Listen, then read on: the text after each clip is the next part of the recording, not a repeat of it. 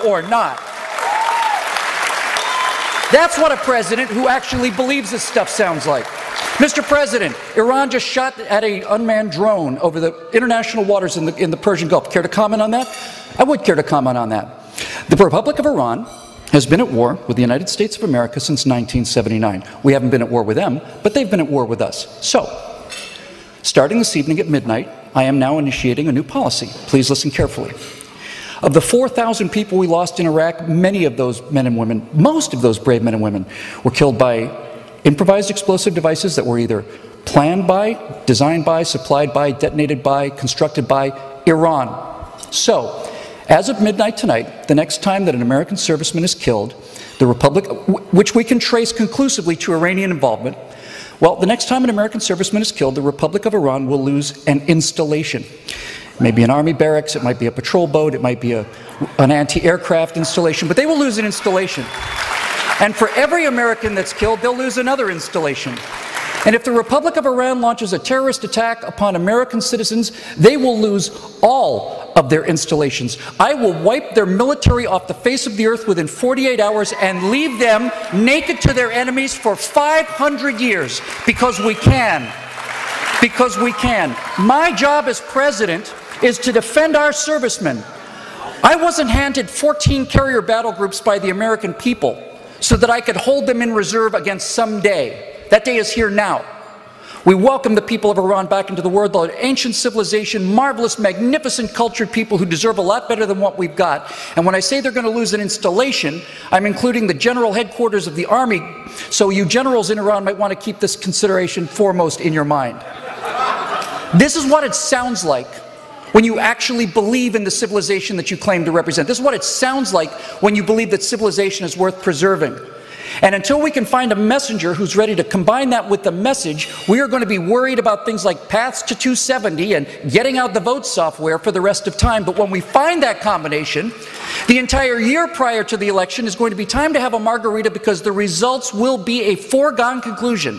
The only question will it be a 45-state win like Reagan had in 1980, or will it be a 49-state win like he had in 1984? Those are the only questions that are going to concern us. Because our message, unlike many of our messengers, our message is unbeatable. Our message is unbeatable. Think about this. The Democrats and the liberals, with the entire bias of all of the news media, with all of the movie stars that came out, with all of the press that they got and then didn't get, with the media throwing their cloak of invisibility, a 30-point poll advantage on Benghazi and all this other stuff, with every single thing that they're doing right, and they're doing everything right. They're doing everything right. And then you look at all the things we do wrong, it's still a 50-50 country. It still is. How little do we have to do effectively? How little do we actually have to do right so that we never lose another election again, ever? Ever. It's astonishing to me that we can be so bad at so much and they can be so good at everything. And it's a 50-50 proposition. Does anybody really honestly think that that means these two messages are the same? They're not. I'm going to let you eat your dinner now, but I will tell you the difference between our two messages. The conservative idea of America is that we're a nation of steely-eyed missile men with our eyes on a far horizon. The future is unlimited. There's nothing we can do or not do.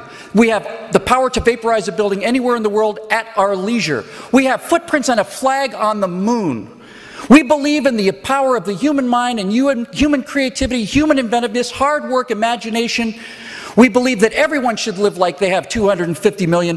We believe it's time for you to step off, get out of our face, don't tell us what to do. You have a right to live the way you want to in America. That's our message. And what's their message? What is their vision for humanity's future on this progressive left we find ourselves against?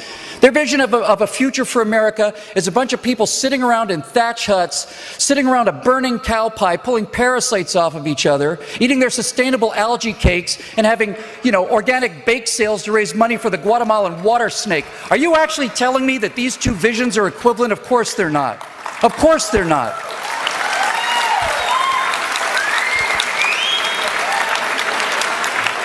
I'm going to make a bold prediction here. A bold prediction. I predict the next president of the United States, I'm convinced he's going to be a conservative, I'm convinced he's going to be a Republican. But I'm going to go against expectation here and tell you that I think the next president of the United States is going to come from the pop culture, from the general culture. Because you cannot run against your own mythology and win, ever. When they own the mythology, we will never win. So our next president is going to be a man who can answer a question like this. Mr. President, please tell us about your opinion on the Second Amendment. And a president who comes from the pop culture will be able to turn to the people of this country and say, well, the Second Amendment is the document that allows me to carry this handgun right here. I have this handgun so that I can kill bad guys. And if you don't think that's important, next time you go to the next James Bond movie, you imagine him going on that mission armed with a sternly worded letter from the United Nations. That's why we have a Second Amendment. Enjoy your dinner, and we'll see you a little bit later on tonight.